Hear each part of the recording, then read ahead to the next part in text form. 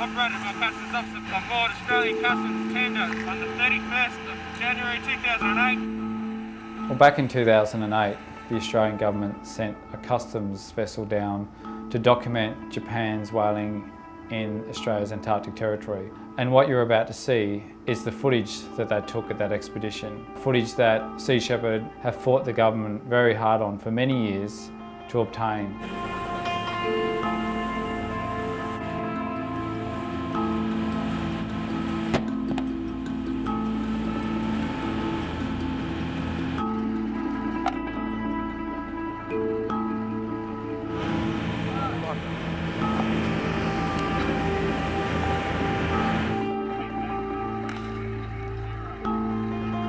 So the area that these whales are being hunted in is in a Southern Ocean whale sanctuary.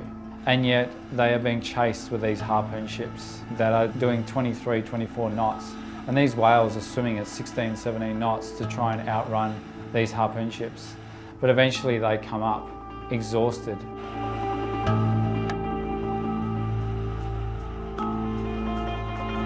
And when these whales are hit with an explosive harpoon, it sends shrapnel through their bodies and then hooks come out. And so there's no way for these whales to escape.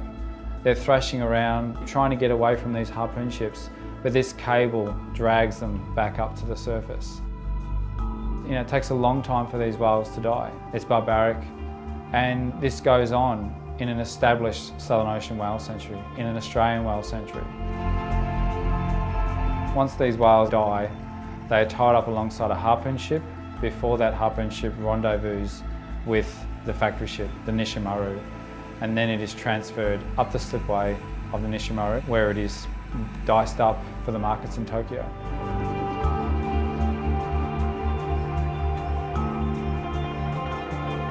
Although this footage was taken in 2008, we still have the Japanese whaling fleet heading down to the Southern Ocean whale sanctuary to kill whales.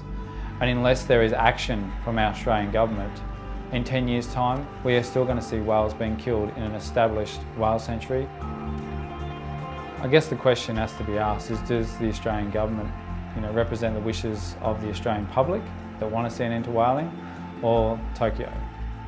It's time the Australian government stepped up and sent a vessel south.